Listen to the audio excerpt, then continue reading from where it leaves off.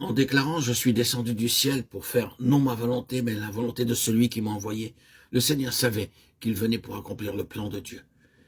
Mais quant au déroulement, il était entièrement dépendant de Dieu. Il a vécu sur ce principe. Plus il progressait vers la croix, plus la mort à son âme s'accomplissait et plus les difficultés augmentaient. L'apôtre Paul lui-même a vécu cela. Plus la croix est vécue, plus nombreux sont les obstacles et plus l'opposition se manifestera par la puissance des ténèbres. Cela peut nous sembler décourageant. C'est pourquoi le livre de l'Apocalypse au chapitre 12, verset 11, nous parle des vainqueurs, de ceux qui sont allés jusqu'au bout, en dépit de tout. Ils l'ont vaincu à cause du sang de l'agneau et à cause de la parole de leur témoignage. Et ils n'ont pas aimé leur vie jusqu'à craindre la mort. Il faut constater que ce n'est pas le chemin emprunté par le plus grand nombre. On ne sait pas tout ce qu'implique et demande la croix. On ne l'apprend que progressivement. La croix est au centre du dessein de Dieu. C'est par la croix que Dieu obtiendra finalement l'accomplissement de son dessein.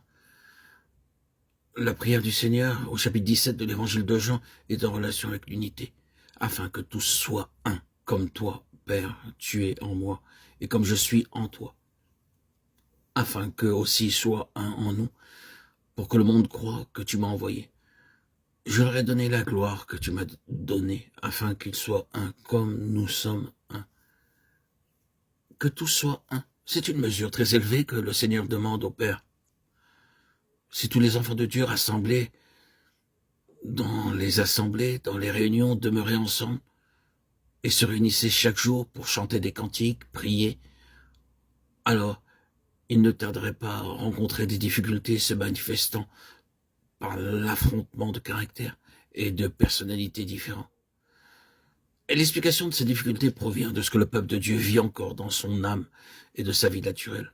Et la vie éternelle, qui est pourtant le privilège de chacun, n'est pas utilisée. Ne soyons pas étonnés des conflits que rencontre le peuple de Dieu. L'unité implique de vivre de la vie de Dieu. Il est utopique de penser que l'unité existe dans le peuple de Dieu. Nous sommes en contradiction avec l'ordre divin, esprit, âme et corps.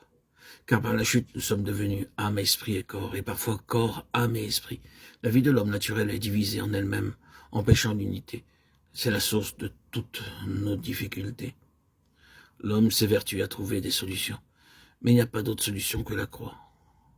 Elle doit éliminer l'homme naturel, qui est la source de tous les problèmes. La racine se trouve dans l'âme, c'est le syndrome de la chute. Si la croix n'est pas vécue, le message de Jean 17 ne le sera pas non plus. Et ce que nous voyons ne peut pas être l'Église selon la parole. Nous sommes dans l'erreur et le mensonge. Prenons bien garde de savoir où nous serons plus tard. Au ciel, dans la Sainte Cité ou sur la Terre Nouvelle. C'est une utopie de penser que tous les croyants seront au ciel, qui sera alors sur la Terre Nouvelle. Si nous sommes tous au ciel, à qui sera destinée la Terre Nouvelle? Réfléchissons bien à ce que l'on nous dit et à ce que nous disons.